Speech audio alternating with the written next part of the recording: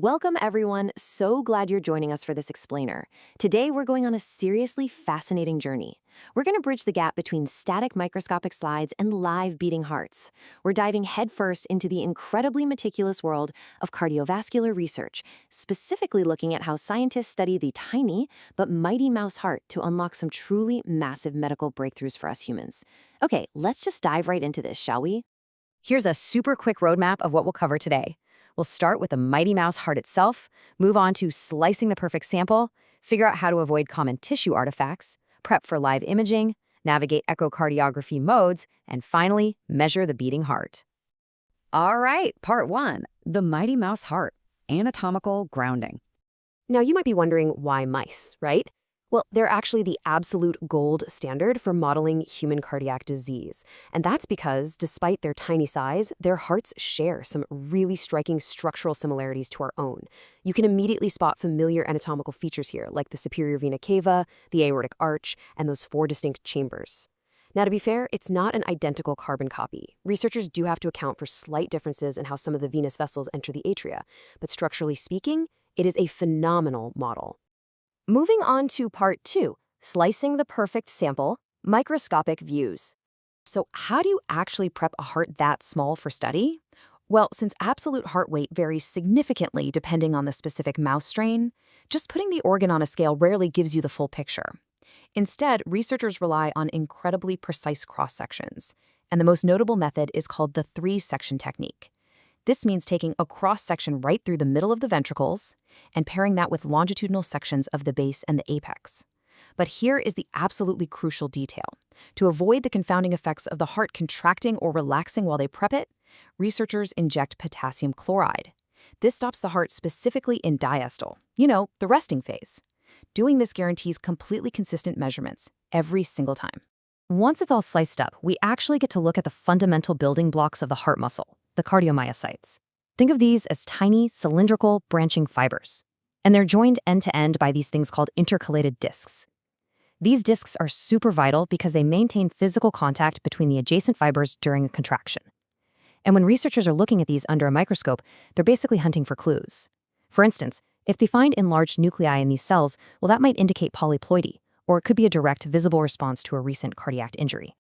Part 3, avoiding common tissue artifacts, the traps of pathology. Analyzing this tissue is literally like doing delicate detective work. Researchers have to be absolutely certain their data hasn't been ruined by handling errors, which are known in the biz as artifacts. Let's compare the two main culprits side by side. First up, perfusion artifacts. This happens if a researcher infuses a fixative at way too high a pressure, causing a false distension of the chambers and an artificial thinning of the walls. It is super easily mistaken for actual edema. On the flip side, we have contraction artifacts. Simply handling, cutting, or crushing that reactive muscle during necropsy can cause artificial contraction bands. So researchers have to be highly trained to never, ever mistake handling damage for true tissue necrosis. So how do they fight this? Well, scientists use specific tactile techniques. In fact, our source material highlights this incredibly crucial tip. Immersion of the heart into chilled normal saline or formalin before incision may help to reduce artifacts. It's just a simple, elegant step, but it protects that extremely fragile cardiac muscle from degrading before it can even be studied. All right, part 4, prepping for live imaging, from slide to screen. Leaving the histopathology of fixed tissue behind for a second, let's enter the dynamic, high-tech world of live echocardiography. Systems like the Vivo 2100 actually let scientists look at the heart while it's still beating inside the animal. But obviously, before you scan, you gotta prep. First, the mouse receives gentle 1.5 to 2% isoflurane anesthesia just to keep it perfectly still. Next, a little eye lubricant prevents dryness, and the mouse is taped down to copper leads using ECG gel to monitor its physiology. Finally, and honestly this is a fun little surprise, even a tiny mouse needs a shave before an ultrasound. Researchers literally use standard pharmacy depilatory cream to remove the chest hair, ensuring the ultrasound wand makes absolutely perfect contact. Part 5. Navigating echocardiography modes. Seeing the unseen. Once the animal is fully prepped, there's just a staggering variety of ways to visualize that heartbeat. While a standard B mode shows two-dimensional anatomical structures, kind of like the traditional ultrasound you're probably picturing, the Vivo 2100 software also utilizes something called M mode, which stands for motion mode.